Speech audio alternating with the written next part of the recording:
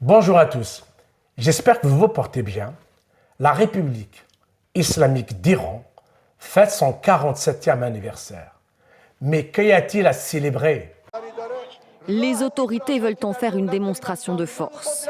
Mais à Téhéran, ce 47e anniversaire de la révolution islamique a des relents amers.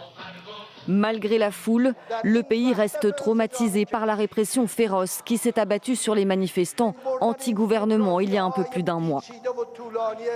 Les massacres de manifestants, la brutalité de la répression du régime des mollahs contre les manifestants restera dans l'histoire comme une barbarie et rien d'autre.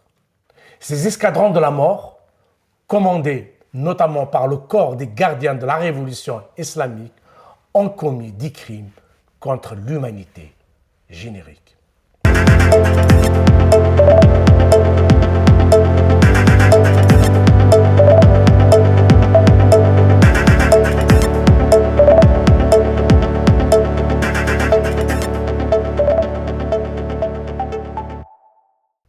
La République islamique d'Iran fête son 47e anniversaire.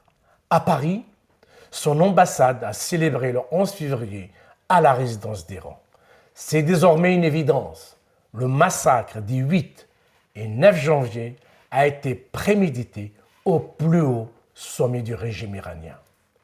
Ce n'était pas un dérapage des forces de sécurité, mais bien la conséquence directe d'un ordre de tuer donné par l'ayatollah Khomeini pour sauver le régime islamiste. La répression menée par les autorités iraniennes contre le mouvement de contestation s'est étendue jusqu'au corps médical. Notre pays, l'Iran, ne cédera pas à leurs demandes excessives.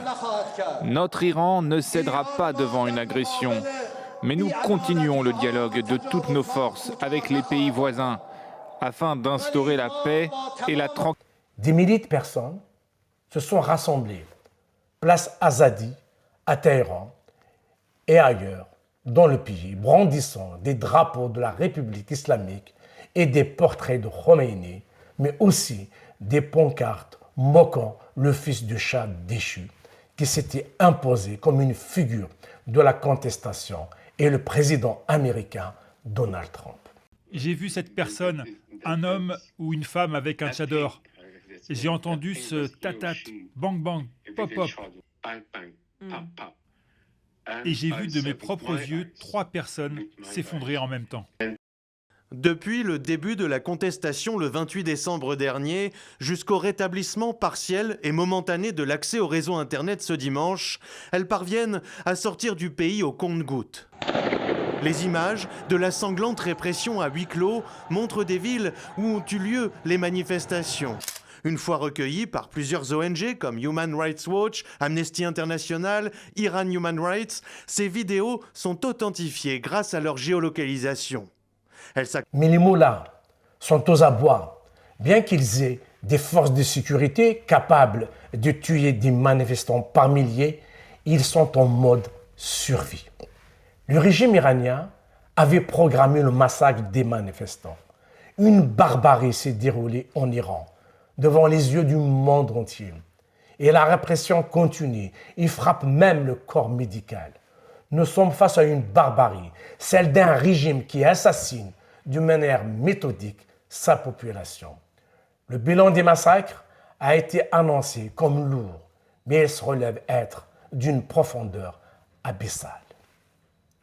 Le recensement des décès est particulièrement compliqué en raison de la coupure d'Internet imposée par le régime. Selon certaines estimations, jusqu'à 36 000 personnes ont été tuées en seulement 2 jours au plus fort de la contestation, les 8 et le 9 janvier. Une violence extrême perpétrée contre des Iraniens dont on ignore encore exactement combien ont été tués. Kiarash dit avoir vu des milliers de corps près de l'hôpital où il est allé donner son sang. J'ai vu des camions qui se sont garés là et ils ont déchargé les corps. Et j'ai vu de petits sacs qu'ils jetaient. Il y en avait beaucoup. C'était des enfants. La violence d'État a toujours été une composante fondamentale de la République islamique d'Iran et de tous les islamistes du monde entier. Ils sont capables de commettre des massacres pour accéder au pouvoir ou se maintenir au pouvoir. C'est ça l'islamisme. Les mollahs ont cru tenir l'histoire par la barbe et par le turban. Ils n'ont jamais compris qu'on ne retient rien avec la barbe ni avec le turban, encore moins un pays entier. Les slogans qui montent, ce ne sont pas des revendications, ce sont des sentences. Ils ne demandent pas le changement, ils l'annoncent, écrivait Kamel Benchir dans Rupture. Je vous remercie de m'avoir écouté.